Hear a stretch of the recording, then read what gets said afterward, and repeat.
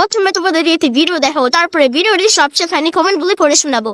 ঠাকুরনগর মেলা থেকে আমি কি কি কেনাকাটা করলাম সেটাই তোমাদেরকে আজকে দেখাবো। আর ঠাকুর বাড়ি যাওয়ার সময় তো খুবই আনন্দ হয়, কিন্তু ফেরার সময় খুব কষ্ট হয়। এটা ভাবতেই অবাক লাগে যে একটা বছর পর এই দিনটা আবার ফিরে আসবে। ঠাকুরনগর গিয়ে কিন্তু কষ্ট হয়, কষ্টের থেকে আনন্দটাও অনেক বেশি হয়। আমি আমার ঠাকুরকে বলি, যতই কষ্ট হোক, যতদিন বেঁচে থাকবো ঠাকুরনগর তো আমি যাবই। যখন আমার ছেলে মেয়ে অনেক ছোট ছিল তখন আমাদের দল এখান থেকে ঠাকুরনগর গিয়েছিল। আর ঠাকুরনগর যাওয়ার পথে হয়েছিল অনেক ঝড় বৃষ্টি, তাই সুমির বাবা আমাকে নিয়ে গিয়েছিল না। ঠিক তার পরের দিন সকালে ভ্যান ভাড়া করে ছেলে মেয়েকে নিয়ে আমি ঠাকুরনগর সেই বাড়িতে পৌঁছে যাই। আর সুমির বাবা তো আমাকে দেখে পুরো অবাক, ছেলে মেয়েকে নিয়ে তুমি কি করে আসলে? আমি বলে উঠলাম, আমি যে বাড়িতে আর থাকতে পারছি না গো, আমার মন প্রাণ সবই চলে আসছে এই ঠাকুর বাড়িতে। আর সেই থেকে ঠাকুরনগর আসতে সুমির বাবা একবারও বাধা দেয় না। সে যাই হোক, মেলার থেকে আমি কি কি কিনলাম সেগুলো সবই তোমাদের দেখালাম। এবার তোমরাই বলো তো মেলার জিনিসপত্র কেনাকাটা আমার কেমন হয়েছে। আর বাড়ি ফেরার পথে মোটা মোটা সুন্দর একজোড়া শাখা পছন্দ হয়েছিল, আর সেটাই আমি নিয়ে নিলাম। তোমরা জানিও কেমন হয়েছে।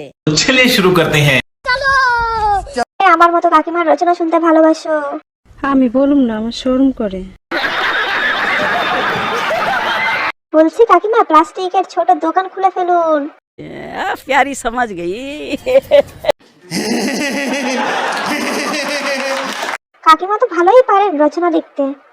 बड़ा हरामी हो बेटा। কাকিমা তুমি বাংলায় ভয়েস ওভার দাও। আর বাইগান